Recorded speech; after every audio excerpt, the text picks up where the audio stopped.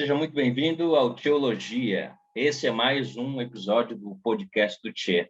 E para o bate-papo de hoje, nós convidamos o pastor João Alves, ele que é reitor do Seminário Instituto Bíblico Maranata, o SIBIMA, é presidente da Associação das Igrejas Bíblicas do Ceará, também é conselheiro bíblico, e nós vamos bater um papo hoje sobre a importância do seminário para os nossos dias, do seminário teológico para os nossos dias. Então, fique aí, aguarde a vinheta e acompanhe a nossa conversa sobre este assunto. E antes de irmos para a nossa conversa, dê o seu joinha, ok? Dá o seu legal, compartilha se achar o tema importante e relevante para outras pessoas. Também se inscreva no nosso canal, ajude a gente a crescer, ajude o nosso assunto, os nossos conteúdos chegarem o mais longe possível, tá bom? Então, depois da vinheta, eu e o pastor João Alves vamos conversar sobre a importância do seminário teológico para os nossos dias.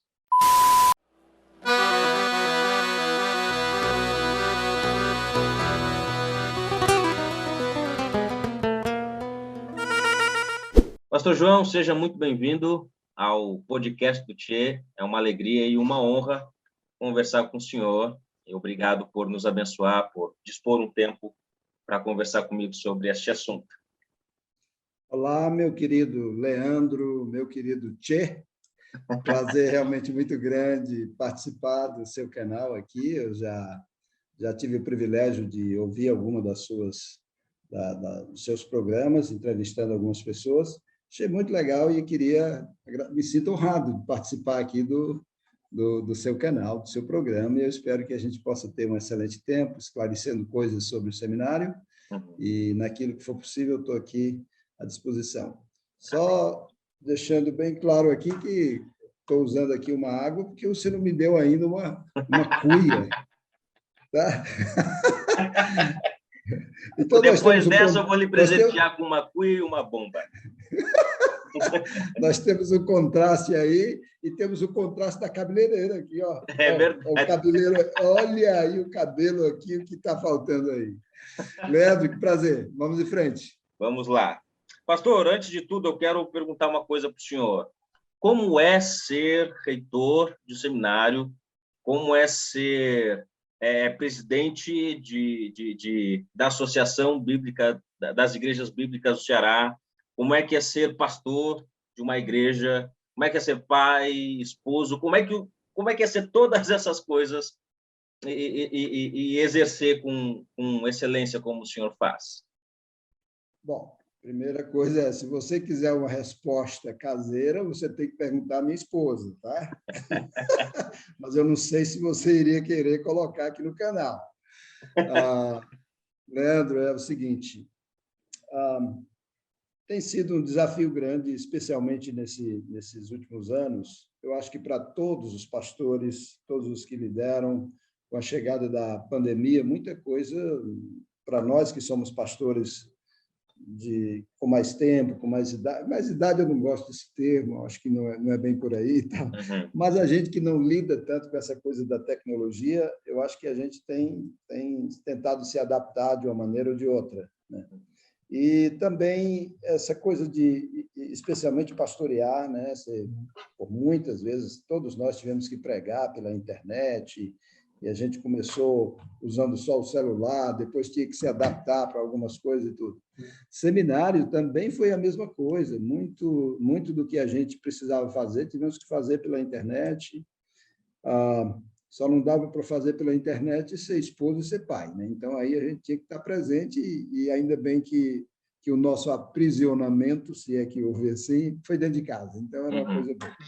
Leandro, é uma tarefa, assim, árdua, mas eu louvo a Deus, não acho que eu faço tão bem como eu gostaria de fazer, mas Deus tem me dado o privilégio de ser pastor há quase 30 anos e de estar como reitor aqui no SIBIMA desde 2011, e nos últimos anos, o ano passado, na verdade, eu fui pedido a liderar a associação das nossas igrejas aqui no Ceará.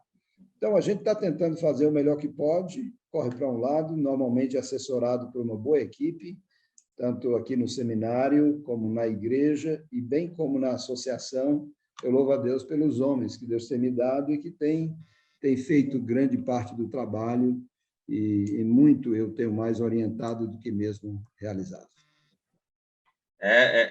Como o senhor disse, é um trabalho árduo, né? Atacar em várias partes, em vários lados, e eu penso que, se não fosse Deus lhe dando graça e o reconhecimento de outros homens, talvez o senhor não seria tão bem-sucedido assim. Eu tenho o senhor como exemplo de um pastor que é polivalente, faz várias coisas e bem feito. Agora, vamos entrar no nosso assunto sobre seminário, sobre a importância dele, e entra nessa questão do seu reitorado. Como é que é ser um reitor, né, de um dos seminários mais conceituados do Brasil? Como é esse serviço? Como é que é essa lida para o senhor? Bom, eu me acho menor. Se fosse para juntar todos os reitores do Brasil, talvez eu me colocasse ali como o menor de todos os reitores de seminários, né? O meu envolvimento com o CIBIMA aqui talvez tenha muito mais a ver com o meu relacionamento com o próprio seminário desde que estudei aqui, em 86, foi quando ingressei para estudar aqui no CIBIMA, e diga-se de passagem, eu não vim aqui para ser um bacharel em teologia, para ter um mestrado, buscar um doutorado, não. Eu vim aqui para estudar um curso mais básico que o seminário tinha, com o propósito de ser um melhor homem na minha igreja, ser um servo na minha igreja, quem sabe ser um diácono na minha igreja. Então, esse foi o propósito pelo qual eu vim para o seminário, diferente de muitos alunos que têm chegado já aqui com a convicção de que querem se preparar realmente para ser pastor, professor, o que quer que seja, né? Então, o meu envolvimento com o seminário começou daí. Quando terminei, fui para o meu primeiro pastorado, lá em Pajuçara, aqui na região metropolitana de Fortaleza. E, mesmo assim, eu continuei assistindo às reuniões de liderança, participando com os irmãos que estavam na liderança do seminário, mesmo que eu não fosse um líder em qualquer área. Então, em 2006, quando o seminário se tornou autônomo, talvez deva ser dito isso na parte histórica, o seminário ele foi fundado como instituição de ensino desde 1949 pelos irmãos da UESA, da União Sul-Americana, União Evangelística Sul-Americana, eu acho que é isso. Então, foi por esses irmãos que esse seminário foi fundado naquele tempo, e ele foi conduzido como uma espécie de um instituto até juntar-se as duas missões. A UESA juntou-se com a BGFM, né, que é a missão que fundou as igrejas bíblicas. A UESA fundou as igrejas cristãs evangélicas aqui na nossa região.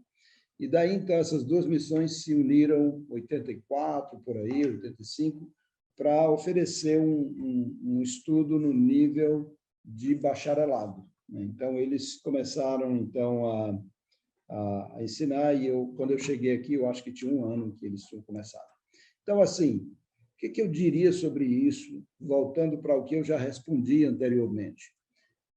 Eu não me acho o mais qualificado para estar aqui no seminário, então, na parte acadêmica, eu tenho um excelente, tenho o Dr. Valbert, por exemplo, que ele é o nosso deão acadêmico. Então, no que diz respeito à parte acadêmica, é ele que traz. Eu não tenho que correr currículo, todas essas coisas, então eu não trabalho tanto com essa parte. Obviamente, participo, ajudo naquilo que eu posso, mas tenho tanto o Dr. Valbert como a sua esposa, Renata, tem uma equipe que trabalha na parte acadêmica, e que eles fazem um excelente trabalho. Então, eu, na verdade, nesses anos como reitor, eu tenho lidado em todas as áreas, mas tenho me dedicado um bocado na parte administrativa do próprio seminário, né? E, assim, como é ser reitor?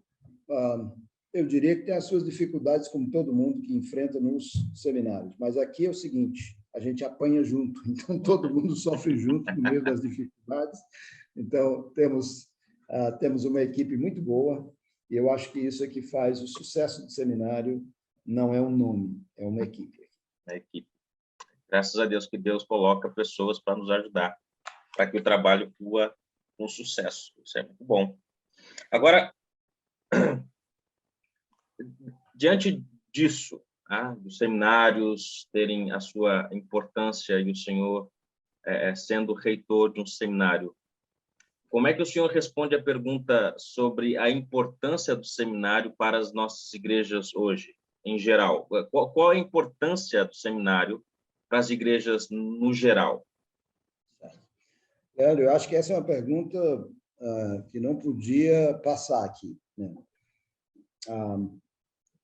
Eu diria que existe uma necessidade da gente aprofundar um pouco mais as discussões e as reflexões sobre a importância do seminário para as igrejas. O seminário, na verdade, ele não deveria existir senão para apoiar as igrejas, né? O seminário não existe por si mesmo e não tem razão de existir por si mesmo. Ele só tem a razão dele existir é de ajudar as igrejas, e eu gosto de usar esse termo, né?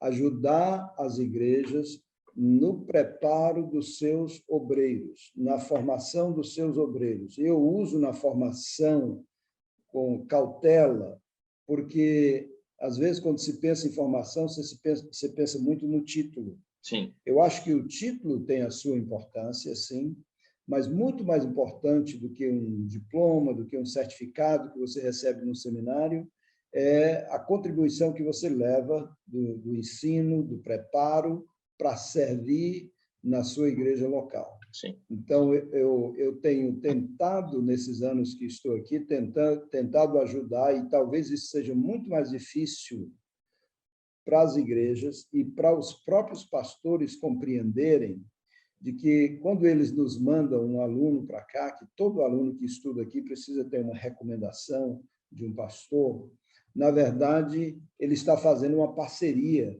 com a gente no treinamento daquele obreiro, onde o seminário vai fazer uma parcela do que é mais difícil de ser feito na igreja local, mas que a igreja local vai continuar tendo um papel fundamental no preparo daquele menino, daquela menina, daquele obreiro que vem para estudar. E o que eu procuro sempre fazer compreendido para os pastores é que nós vamos fazer com vocês a parceria da seguinte maneira: nós vamos dar o conteúdo para o seu aluno e vocês vão trabalhar a parte do caráter, a parte prática, a parte do acompanhamento desse aluno, como é que ele está lidando nos relacionamentos na própria igreja e, inclusive, o próprio relacionamento desse aluno com Deus. A gente recomenda que os seus pastores possam acompanhar isso mais de perto. Não é que o seminário se exime de se esforçar nesse sentido, nós temos um excelente trabalho na parte de deão de alunos. Os alunos normalmente passam pela sala do deão de alunos, onde são encorajados, onde ali verifica-se como é que está indo a sua vida pessoal, né? Mas não dá para um seminário como o nosso, que não é um seminário com internato, não dá para a gente fazer um trabalho que só a igreja realmente pode fazer, que é esse trabalho mais de perto. E, aliás, Leandro, eu sei que existe essa questão, seminário interno, seminário externo, onde o aluno estuda não de tempo integral, e eu diria o seguinte: existe vantagem dos dois lados, né? Eu, pelo menos, talvez um dia, se eu estivesse trabalhando num seminário interno, talvez eu poderia ter uma opinião um pouco melhorada sobre isso, mas eu acho muito valioso o aluno que estuda no seminário e que ainda está participando no dia a dia da sua igreja. Isso tem uma vantagem muito grande. Especialmente, e isso diferentemente do aluno que se ausenta da sua igreja por 4 anos, 5 anos, às vezes. Então, em 4, 5 anos, quando ele volta para a igreja, muita coisa é diferente, ele tem que se readaptar na própria igreja, né? E isso facilita quando o aluno já está estudando e, ao mesmo tempo, aplicando na sua própria igreja aquilo que ele está preparando. Agora, por outro lado, muitas das vezes no seminário interno, o aluno dispõe de muito mais tempo, né, para estudar, para se preparar melhor, Então, a gente tem que fazer um equilíbrio entre essas duas coisas. E essa questão que o senhor falou do aluno estar estudando e, ao mesmo tempo, servindo na igreja, eu acredito que seja até bom para a igreja ver que o que ele está aprendendo no seminário está dando a ele ferramentas para para a edificação da igreja. Como o senhor disse, quando o aluno ele é interno e não tem a convivência com a igreja não sabe como é que ele está lá. Então, talvez uma das vantagens, o senhor falou muito bem, das duas andando unidas, o estudo e serviço na igreja, serve também para a igreja perceber que ela está investindo em uma coisa que, de fato, é para a edificação dela mesma. Dela mesma. Com certeza. E o senhor acha que essa falta um pouco de entendimento de algumas igrejas quanto ao seminário faz com que os seus líderes criem algum preconceito quanto aos seminários? Porque, não sei se o senhor concorda comigo, há um pouco de preconceito de alguns líderes quanto ao seminário e eles acabam, por causa desse preconceito, ou seja lá o que for, montando seu próprio instituto na sua própria igreja. Por que o senhor acha que há esse preconceito e o que leva esses líderes a terem esse preconceito? Interessante. Eu não sei precisar quanto tempo, mas houve, de fato, alguns anos atrás, um boom de institutos nas igrejas. E algumas pessoas chegaram e disseram: eita, agora o seminário vai fechar, toda igreja tem o seu instituto bíblico. E aí, então, o que a gente percebeu, e essa é a minha visão também, é que, na época, eu disse o seguinte: opa, tomara que não precise mais de seminário. Tomara que o seminário feche, não porque não tenha condição de se sustentar e tal, mas tomara que o seminário feche por não ter mais necessidade, né? As próprias igrejas estejam preparando seus obreiros e tal. Eu acho que esse é o sonho bíblico de que isso, de fato, aconteça, né? Mas, assim, Leandro, a minha percepção é que existe um espaço para as igrejas terem o seu próprio instituto. Em alguns casos, até o seminário tem apoiado as igrejas a terem os seus próprios institutos, onde eles estão treinando de uma maneira, vamos dizer assim, mais básica, e daí, então, aqueles alunos que desejam se destacar, irem mais adiante, estudar um pouco mais, irem para as línguas originais e tal. Então, daí o bom senso dessas igrejas é procurar um lugar onde eles possam ter o melhor preparo, né? Então, a minha visão é que isso até facilitaria para o seminário se os alunos que aqui chegassem já chegassem mais, assim, melhor preparados, porque muitos alunos que chegam no seminário, na verdade, eles chegam com ímpeto, com desejo de aprender muito, mas muitos deles até são novos convertidos, são alunos de um ano que se converteram e ficaram tão empolgados, mas que eles ainda não têm uma base. Então, eles chegam para ter uma base, isso não é problema, nós temos curso aqui no nível de instituto, né? Temos o Instituto Maranata de Teologia, que é apenas uma aula por semana, e abordando de uma maneira mais básica as principais doutrinas mais práticas, como doutrina da família e tudo, né? E temos o nosso Teologia Ministerial, que é no nível mais de bacharelado, né? E daí, obviamente, temos no nível de mestrado e sonhamos com o nível de doutorado, quem sabe, um dia desse. Então, eu acho que é um espaço, sim, e à medida em que as igrejas fazem melhor o seu trabalho de preparar o seu povo, eu acho que só abençoa ainda mais o seminário e mais pessoas vão se perceber com necessidade de se prepararem ainda melhor na palavra de Deus. Agora, vamos tentar pegar um outro caminho, essa questão do seminário. Eu sei que o seminário ele abarca muitos tipos de alunos, tá? É claro que é confessional, existe toda aquela preocupação em saber a base doutrinária do aluno, tal, e aí ingressa os alunos que se adequarem à realidade do CIBIMA. E pegando essa ideia de vários alunos, enquanto ingressam, o senhor tocou num ponto legal que, às vezes, vem alunos que são novos convertidos, né, 1 ano de convertido, o senhor acha que é prejudicial para esses novos convertidos entrarem no seminário assim logo de saída, sem terem uma base assim dada para a igreja? Para eles, o senhor acha que traz algum perigo? Porque a pergunta é o seguinte: como é que o senhor enxerga alguns alunos, alguns seminaristas, que focam mais na questão do acadêmico, do academicismo, e acabam deixando de lado mais o serviço na igreja? Porque eu digo por mim, quando eu cheguei no seminário, foi aquela coisa, uau, né? A teologia e livros para ler e toda aquela coisa que empolgam o aluno a querer conhecer, a querer se aprofundar cada vez mais na teologia. E nos meus últimos anos de seminário, eu vi alguns alunos indo um pouco mais para a questão do academicismo e perdendo um pouco a questão de serviço na igreja, serviço missionário, e até o foco um pouco mudando de serem pastores para serem teólogos de gabinete, seja lá o que for. O senhor acha que existe esse perigo? E como é que o senhor enxerga esses alunos que acabam pegando mais o academicismo, porque se apaixonam pela coisa e acabam deixando de lado o serviço na igreja? Primeiro, vamos pensar nos alunos que chegam ainda muito verdes, vamos dizer assim, no seminário. Perigo, eu não diria que tem, mas muitas vezes a pessoa não vem com uma ideia amadurecida do que é o seminário, né? Por que ele vem para o seminário? Ele vem porque ele quer ter um título de ser um seminarista? Ele nem sabe que a característica principal de um seminarista é ser liso, né? Pelo menos é o que todo mundo diz, é ser liso, né?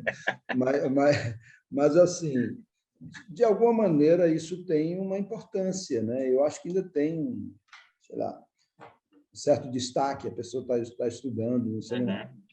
Mas, na verdade, perigo, eu diria que não existe o perigo da pessoa chegar e, de repente, se deparar com uma coisa muito mais pesada do que ele está preparado para estudar, né? E desanimando e tal, por aí. Mas eu creio que, havendo um acompanhamento da igreja, um discipulado na parte da igreja, isso pode ser facilmente contornado. Então, eu não vejo que tem uma barreira. Normalmente, quando chega um aluno, passa pelo meu gabinete, e eu procuro orientar, por exemplo, se o cara trabalha 8 horas por dia, então, dificilmente eu vou orientar que ele faça a grade cheia. Ele não vai dar conta, de fato, né? Para muitos alunos que estudam, que já têm uma graduação, sei lá, nas universidades públicas, por aí, então, quando eles se deparam com o seminário, eles vêm com uma ideia de que o estudo aqui, já que tem uma graduação, então é muito fácil e tal. Mas realmente não é. O Cibima tem cursos mais básicos, mais simples, mas o nosso curso no nível de bacharelado, na verdade, é no nível, né? E eu diria que tem muita coisa para a pessoa não só ler e estudar, mas para pensar e precisa, então, ter disponibilidade para estudar, né? Então, qualquer pessoa que vem para o seminário para fazer o curso mesmo de teologia ministerial, ele precisa dispor de tempo. Se ele não tiver tempo, não é viável para ele fazer o curso completo. Ele pode fazer uma matéria, ele pode ir acompanhando de pouco a pouco, mas não é viável nesse sentido. Com respeito ao academicismo, eu diria o seguinte: todo mundo que estuda deve estudar para servir. E todo aluno deve servir na igreja local, né? Eu acho que o aluno que vem para o seminário, uma das coisas que nós queremos muito é ver esse aluno servindo, envolvido na sua igreja local. Mas existe, de fato, dons diferentes para cada um. Alguns têm sido chamados muito mais para ser professor, e eu não vejo nenhum problema. Não, o meu chamado não é para o ministério pastoral. Outros chegam, não, o meu chamado é para missões e tal. Vai compreendendo conforme os dons que Deus lhe deu. E alguns, talvez, Deus tenha chamado mesmo para para ir adiante, ir para o mestrado, depois um doutorado. O objetivo realmente é lecionar na área de teologia. São os doutores, aqueles muito mais preparados nessa área. Então, nós precisamos assim, aprender a valorizar ambos. Agora, o grande perigo que existe, Leandro, é com atitude, né? Então, não é porque uma pessoa é bem-sucedido na parte acadêmica que eu tenho que seguir aquela área. Eu quero lançar os meus livros, eu quero fazer isso. Eu não sei se Deus te chamou para isso. Então, tem que pensar primeiro em como a sua vida pode ser mais útil nas mãos do Senhor, em vez de como é que você vai ser mais notado. Esse é o perigo que eu penso que existe e que a gente precisa fugir dele.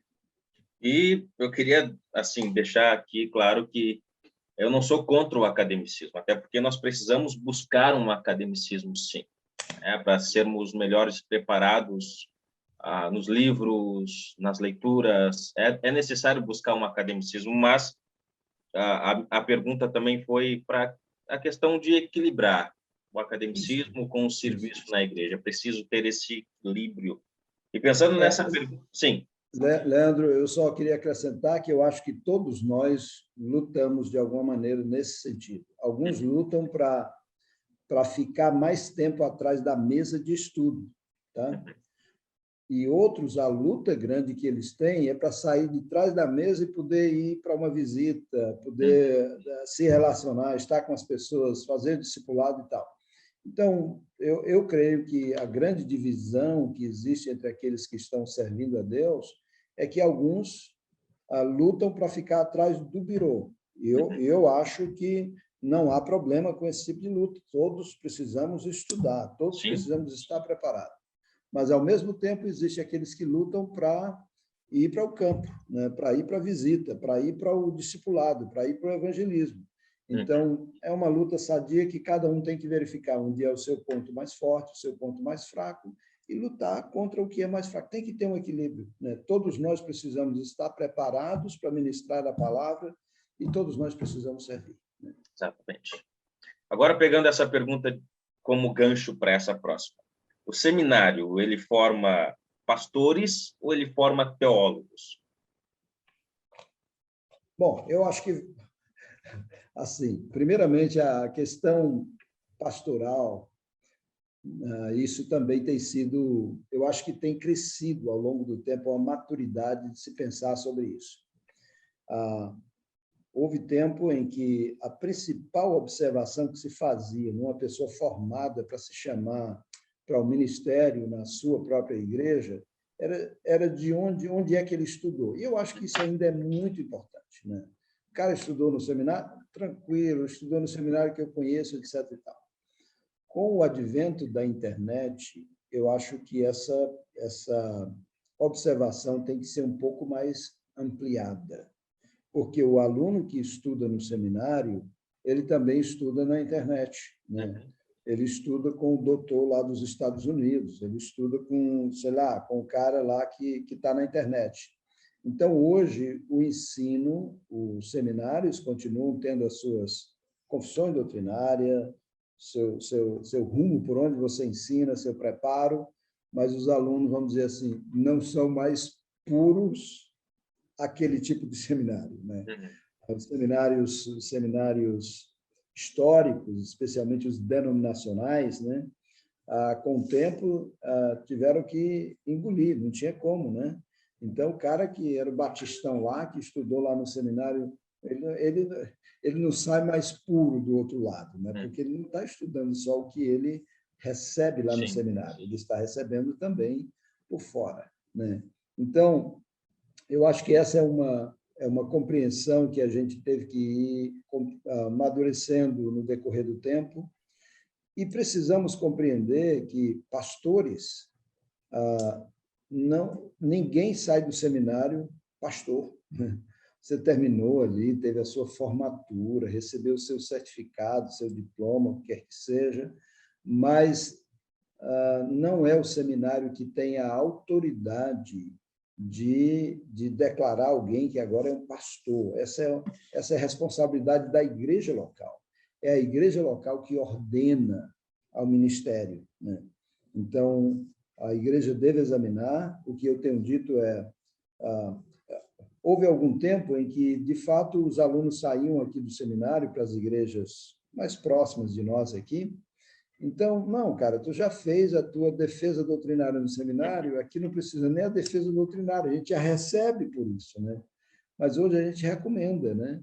Olha, é muito proveitoso que a igreja faça o seu próprio exame do aluno, faça as perguntas que precisam ser feitas, porque, no final das contas, é responsabilidade da igreja colocar esse peso, que também é uma grande bênção, né, sobre a vida de um homem, impor as mãos sobre os obreiros, não é a responsabilidade do seminário, é a responsabilidade da igreja. Não deve fazer isso impensadamente, não deve fazer.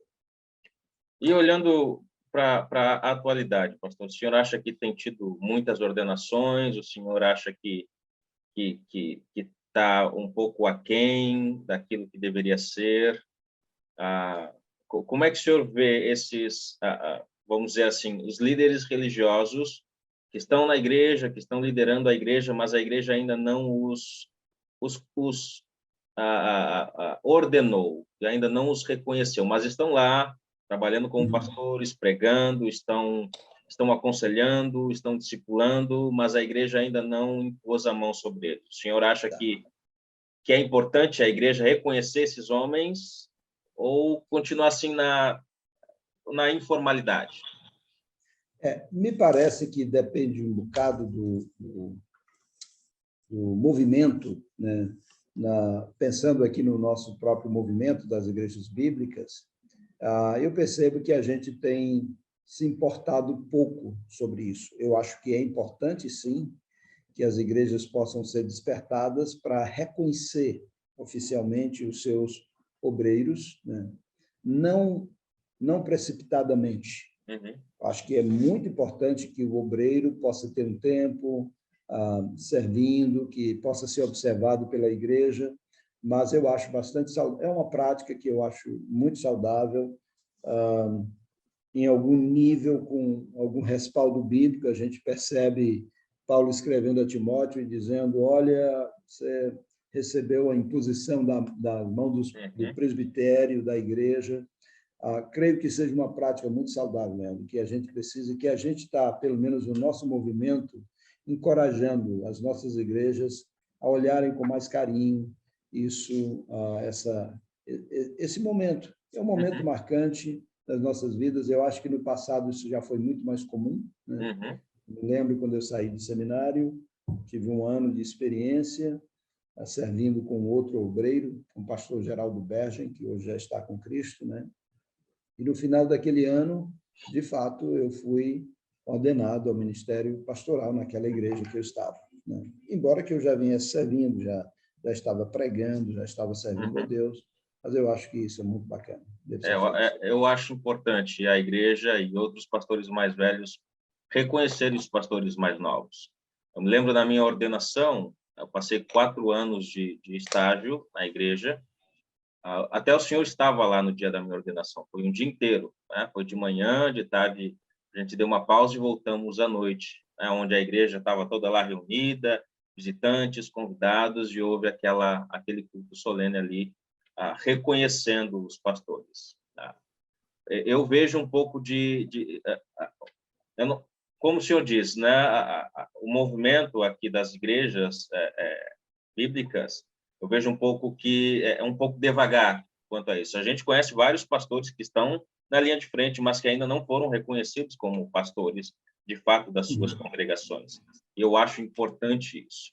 E aí entra a próxima pergunta. Existe um certo preconceito de alguns pastores, de alguns teólogos que são formados em seminários contra aqueles pastores que não são formados em seminário. Como é que o senhor enxerga esse problema ou esse preconceito daqueles que são formados, que não olham com bons olhos aqueles que não são formados? Bem, de novo, eu acho que aí a gente tem que voltar para o que é bíblico e o que a gente percebe nas Escrituras. Por um tempo atrás, Leandro, existia, inclusive, algum preconceito de algumas denominações com respeito a seminário. Eu não sei se você vai abordar isso mais adiante, com respeito a seminários, né, de não mandarem seus obreiros para os seminários e tal, essa coisa de estudar demais e tal, por aí. O que a gente deve compreender é o seguinte: qualquer homem que Deus chamou para o ministério, ele precisa de preparo. Se esse preparo é num seminário, se esse preparo é num instituto bíblico, ou se esse preparo é feito individualmente por um líder sobre ele, de toda forma, ele precisa de preparo. A gente percebe, quando olha, talvez, um dos exemplos mais perto de nós, assim, da leitura do dia a dia, é o caso do próprio Timóteo, né? Você vê que Paulo menciona que ele tem uma fé, ele lembra da fé que ele teve, a mesma fé que habitou na avó Lloyd, na mãe Eunice. Eu estou certo que essa fé em ti também, a ideia de que ele aprendeu, cresceu ali, mas também a gente percebe algo muito mais adiante do que isso. Paulo vai mencionar lá em 2 Timóteo, capítulo de número 2, versículo 2, se eu não me engano, né? De que o que você aprendeu de mim, né? Então, ali é como se Timóteo tivesse tido um seminário com o próprio Paulo. Paulo instruiu para ele. A gente percebe no ministério de Jesus, né? Jesus passou um tempo, seminário prático, teórico ali com seus alunos, mas eles precisaram de estudar.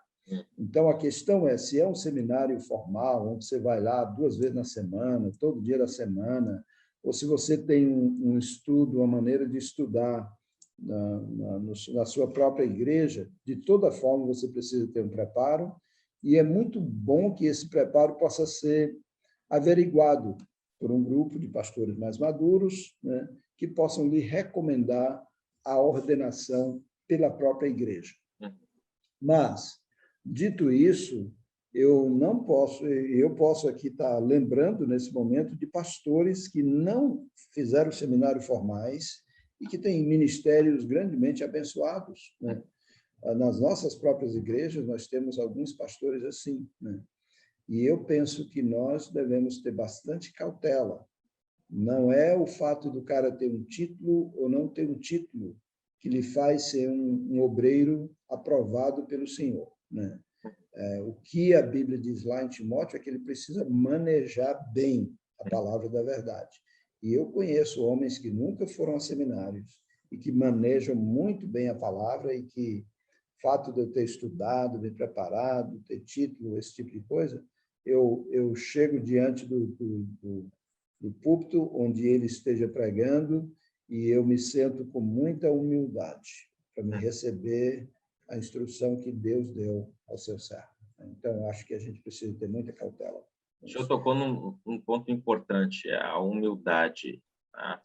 O senhor acha que os alunos de hoje em dia, eles têm buscado serem humildes quanto a serem alunos e diante dos seus pastores ou de outros pastores mais velhos? Eu digo isso porque, como foi dito no início, às vezes nós entramos no seminário e nos apaixonamos por tudo aquilo ali, que queremos aprender, que queremos buscar conhecimento, e às vezes nós estamos aprendendo, estamos absorvendo conhecimento, bastante conhecimento, e chega um momento em que nós chegamos perto de algum pastor ou estamos assistindo alguma pregação e aquele desejo, né, ou aquele conhecimento, às vezes sobe um pouco, e às vezes corre-se o risco de dizer, rapaz, ele errou, ele está fazendo uma má interpretação, opa, a exegese dele está errada, eu acho que se eu estivesse lá eu faria um pouco melhor. O senhor acha que os nossos alunos,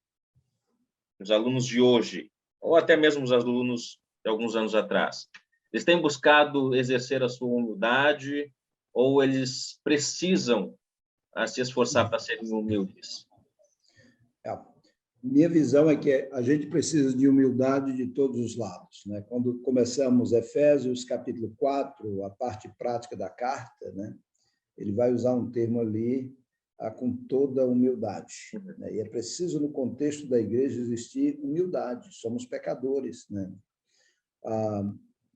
Deixa eu começar aqui pela parte, talvez, de quem está liderando. Eu acho que os pastores que estão liderando, nós precisamos ter humildade para reconhecer que, possivelmente, um seminarista que está começando tem coisas que podem nos ajudar. Tá?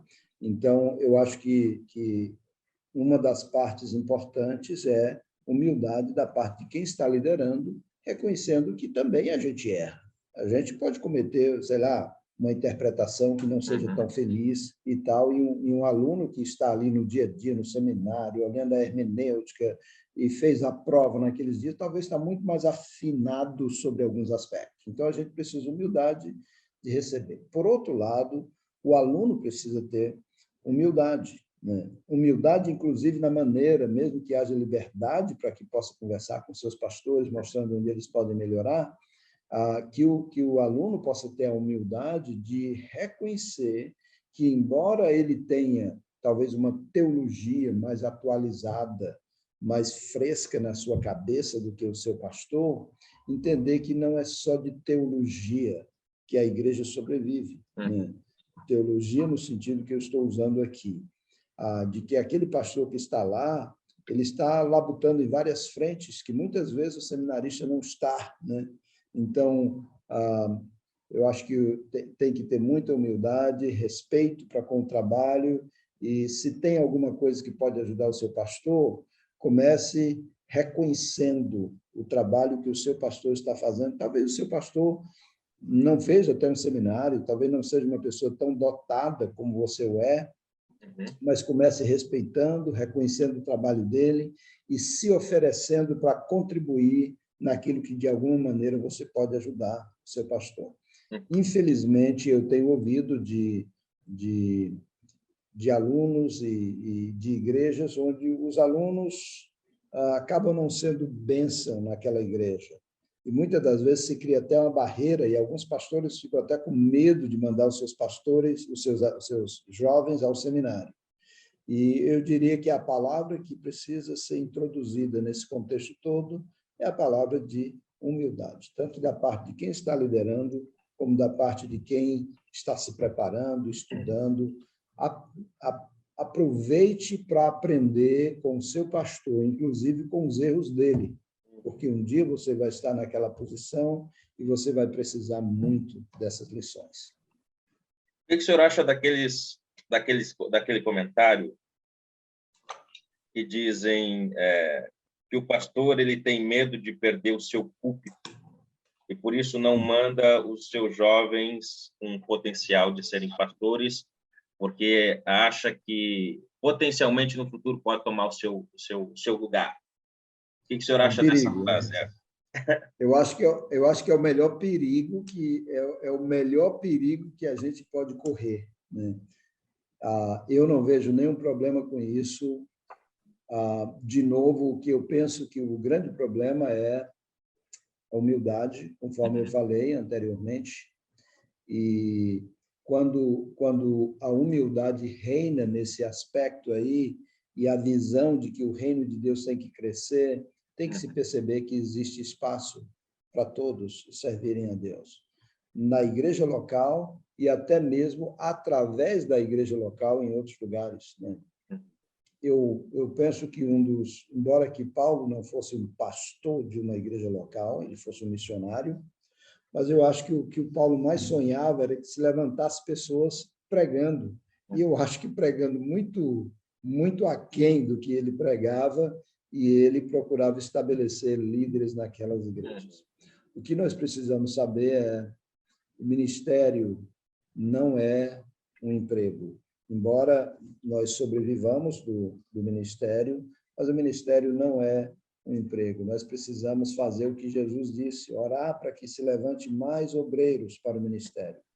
E a minha visão é que nós precisamos sempre achar maneiras de ser útil. No dia em que o pastor começa a ficar com medo de perder o púlpito, então, ou a igreja, eu acho que ele começou a trocar. Em vez de ele estar pensando em ser útil, ser bênção para a igreja, ele está pensando nos benefícios da igreja. Então, quando nós trocamos isso, nós nos perdemos. Nós temos que, de fato, pensarmos até a morte em como eu posso ser servo, em como eu posso servir. Tem uma mente de multiplicidade, né? De multiplicar aquilo que ele está fazendo. Eu acho uma outra coisa, Leandro, que talvez esteja dentro disso, é o modelo de ministérios em que nós temos, né? De um modo geral, a maioria das igrejas trabalham com o pensamento do pastor, né? A minha visão é que nós devíamos sempre estar pensando numa pluralidade de pastores, e que a igreja deveria ter tantos pastores quanto, e aí alguém pensaria, quanto for necessário. Não. Tantos pastores quanto Deus chamar. Então, se Deus chamou aquelas pessoas para serem pastores, se eles estão se preparando para serem pastores, e se eles são qualificados para o ministério pastoral, eu acho que eles deveriam ser pastor. Eu acho que uma bênção seria uma igreja pequena sei lá, com 30 membros, tendo aí 5 pastores. Cara, seria uma bênção enorme, né? Então, e talvez aí, de repente, pastores começariam a servir também em outros lugares. Mas o que eu estou dizendo é, inclusive no nosso estatuto da nossa igreja, quando a gente estava montando o nosso estatuto, então um dos itens lá é que o presidente da igreja é escolhido dentre o conselho pastoral. Qualquer um do conselho pastoral pode ser um candidato a ser presidente da igreja, mas pastor e tal, sim, é isso mesmo, né? Eu não tenho que ser o presidente aqui da igreja, não, porque eu sou pastor, sou o presidente. Não, tem o conselho pastoral, então, dentro do conselho pastoral, pode ter um presidente. Eu acho que a luta nossa não é pelo cargo que a gente tem, a nossa luta deve ser para servir a Deus. E esse conceito que o senhor trouxe de pluralidade pastoral, de multiplicidade no conselho pastoral, é um conceito, vamos dizer assim, um pouco novo para nós, né? Eu, quando cheguei aqui, não ouvia muito sobre isso, mas de uns 2 anos para cá, as igrejas daqui começaram a pensar mais nesse aspecto de pluralidade pastoral, né? E, de fato, é uma bênção, porque onde você tem uma pluralidade dos seus pastores, a igreja ela pode ser melhor assistida do que se tiver um pastor só. Sim. Por exemplo, temos igrejas com 100, 150 membros e só um pastor. A assistência efetiva desses 150 membros não vai ser tão legal onde se tivesse 5 pastores e todos eles trabalhando coordenadamente para suprir as necessidades da igreja.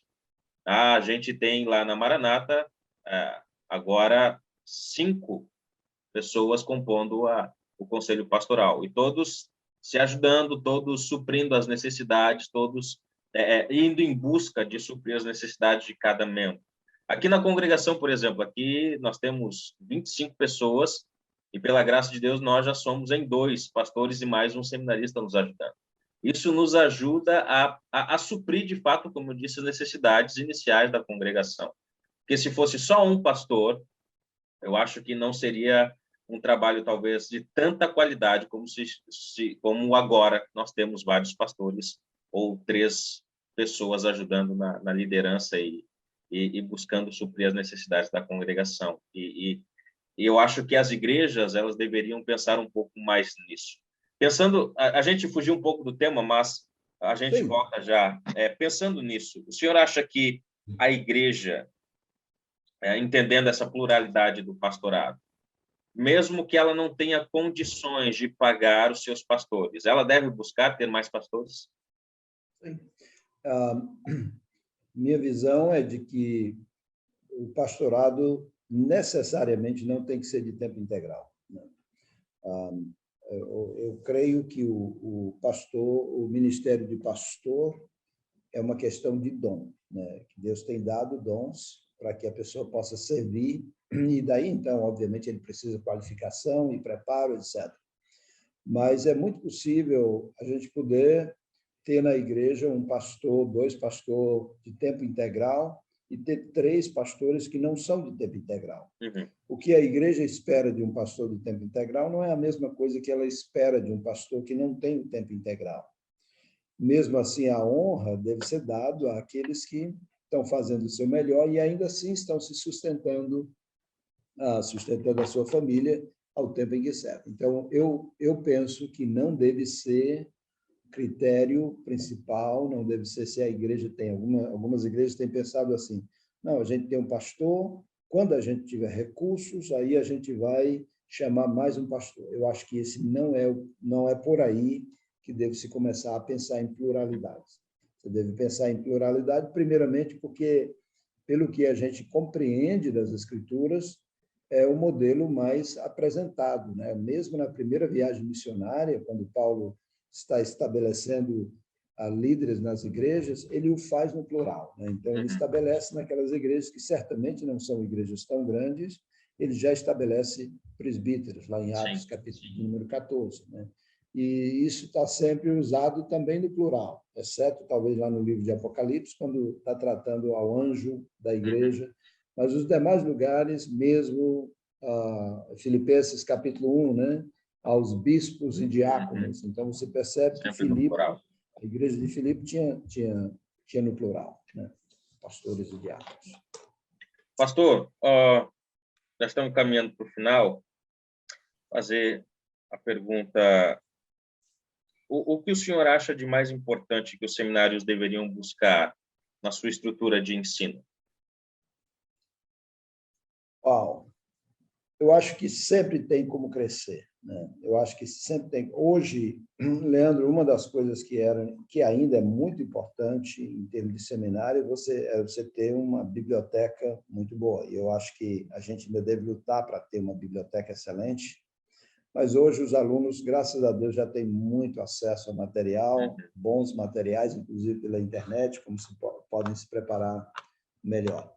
Mas eu creio que a parte de livro, papel mesmo, ainda vai para muito tempo pela frente, né? Eu sei que está crescendo junto com o material mais online, né? Agora, o que eu diria é o seguinte: estrutura não é a coisa principal para preparo de obreiros. Eu diria que a coisa principal para preparo de obreiros são homens maduros, que amam a Deus, que têm um coração voltado para o Senhor mesmo, que amam a igreja do Senhor Jesus. Então, eu diria que o que existe de mais importante em um seminário são os seus professores. Eu acho que isso é o que é mais importante. Esses homens precisam ser homens de Deus, homens que amam o Senhor e a sua palavra, homens que amam a igreja e homens que são, obviamente, preparados para ensinar, mas principalmente homens que tenham vida. Nosso princípio de seminário aqui é que nós queremos ter pessoas o máximo preparados teologicamente, com o máximo de formação. Temos alguns critérios para ser um professor aqui no seminário, mas um deles que nós não abrimos mão é que aquele professor esteja envolvido numa igreja local. Não tem que ser o principal pastor daquela igreja, mas que ele esteja envolvido na igreja local. Porque é muito fácil, Leandro, de você ensinar teorias, tá? Agora, quando você está ensinando e você está praticando também isso aí, e o peso de você ensinar baseado no fato de que você está praticando o que está ensinando, isso é muito importante para o ensino, né? Para o ensino das Escrituras de um modo geral, né? Então, eu diria que isso é uma das coisas mais importantes. Juntaria com isso, no nosso caso específico, não somos um seminário interno com internato, eu juntaria com isso uma ênfase na importância do acompanhamento dos pastores com seus alunos que estudam no seminário, qualquer seminário. Então, eu penso que essas seriam, assim, de momento, sem pensar muito mais do que isso, eu acho que seriam as nossas maiores ênfases. O senhor acha que as igrejas locais que têm enviado seus alunos para o seminário, eles estão fazendo um bom trabalho de acompanhamento com seus alunos, com seus jovens, ou eles precisam melhorar nesse aspecto? Eu acho que isso é novo, essa ideia dessa parceria é uma coisa que estamos trabalhando, que ainda tem muito que crescer, mas, de modo geral, os pastores mandavam, pelo menos, seus alunos para o seminário e meio que lavavam as mãos, né? Então, você está lá no seminário, está aprendendo, e é isso aí mesmo. Eu não tenho nada para fazer por você. Então, a gente está tentando conscientizar de que quanto mais alunos você tem no seminário, você tem mais trabalho na sua igreja, tem mais trabalho da sua liderança com os seus seminaristas. Pastor, na sua opinião, qual é o maior problema que os seminários enfrentam atualmente? Bom, se eu fosse dizer que o problema era financeiro, eu talvez não estaria trazendo uma novidade. Eu nunca vi seminário, a não ser que seja seminários confessionais, tradicionais e tal, que tenham uma verba de dinheiro aí, certamente seminários que sobrevivem de mensalidades de alunos são seminários que têm as suas muitas limitações financeiras, tá? E, obviamente, é o nosso caso. Nós somos um seminário que, pela graça de Deus, somos mantidos pelos alunos e, pela graça de Deus, irmãos e instituições também têm nos abençoado, nos ajudado para que a gente possa ter a estrutura que temos e os professores capacitados, de fato, que nós temos, né? Mas eu diria o seguinte, Leandro, qual é a maior necessidade dos seminários? A maior necessidade são alunos, né? Eu acho que alunos... Nós já tivemos classes muito pequenas aqui de alunos, e eu acho que isso faz de acordo com o que o Senhor Jesus disse, roga para que mande mais obreiros. Então, eu acho que é grande necessidade. Você queria pedir uma coisa hoje, peça uma coisa só, mais alunos, né? Mais alunos para que possam estar melhor preparados para servir o Senhor. Eu penso por aí. Pastor, uma última pergunta antes das suas considerações finais. Há se vinculado aí a questão, já há algum tempo, né? A questão do MEC para os seminários. Alguns alunos buscam reconhecimento pelo MEC, outros alunos acham que não seria o caso, mas, na sua opinião, está aí como reitor de um seminário já há bastante tempo trabalhando dentro da instituição. Qual o perigo e quais as vantagens de se buscar um reconhecimento pelo MEC? Boa pergunta. Bom, vamos começar aqui pelos perigos. Eu sei que era um desejo da gente, tem sido um desejo. Eu acho que se nós pudéssemos ser reconhecidos pelo MEC, eu, pessoalmente, gostaria que a gente tivesse esse reconhecimento, porque, de toda forma, é algo bom diante do nosso país, temos o reconhecimento pelo MEC.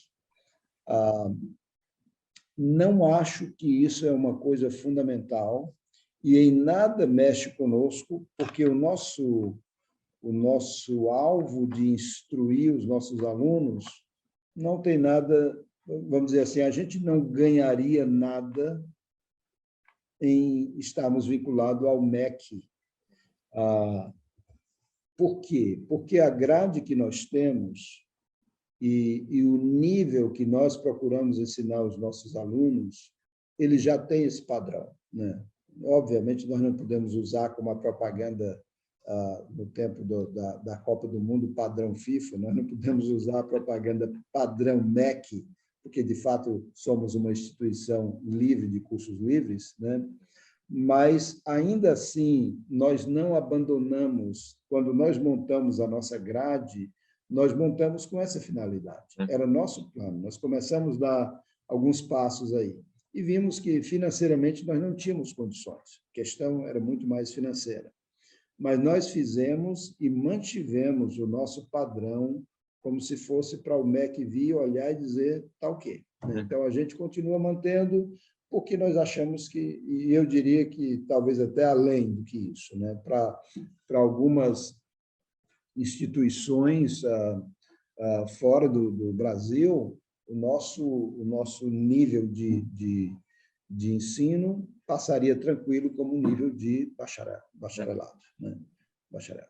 Então, a gente gostaria, sim, se de repente caísse no nosso colo, nós não rejeitaríamos isso, mas não achamos que isso em nada iria influenciar no nosso nível de... Agora, porque é vinculado ao MEC, o nível vai ser tal. Não, o nosso nível já é isso, independente de MEC ou não. Agora, perigos. Deixa eu colocar por outro lado também, que eu creio que existe, né? Uma instituição que ela pode ser reconhecida pelo MEC e ela pode mudar o seu foco, né? Uhum. O foco do seminário não pode ser mudado. Deixa de ter a sua razão de existir se mudar. Qual é o foco do seminário? É preparar obreiros. Esse é o nosso foco. Se um dia a gente for vinculado ao MEC, precisamos manter esse foco. E se isso não acontecer, não tem razão nenhuma, melhor deixar de existir. E do jeito que nós estamos fazendo, em nada o MEC interfere para que a gente possa continuar fazendo o bom trabalho que nós fazemos. Então, tem um sonho e tal, não, seria bom, ok, mas é uma coisa que a gente luta por isso, corre por isso, de jeito nenhum. Nós nos preocupamos em preparar bem os alunos que aqui chegam, preparar para servir a Deus, preparar para serem obreiros no serviço do Senhor. Então, eu diria que se a gente entrasse para ser vinculado ao MEC, né, reconhecido pelo MEC, eu diria que a gente precisaria redobrar os nossos cuidados para não mudarmos, de hipótese alguma, o nosso alvo, né? O nosso alvo, de fato, é preparar obreiros. A prioridade é servir a Deus e não padronizar como MEC. Ótimo. Isso. Pastor, para encerrar o nosso tempo aqui, suas considerações finais sobre o assunto do seminário e a importância dele para as igrejas e para o reino. O que eu diria é, tem se observado onde tem bons seminários, normalmente tem igrejas fortes, né? Igrejas que sabem se aproveitar bem do seminário para serem igrejas fortes, igrejas mais maduras, né? O que eu diria é, orem pelo Sibima.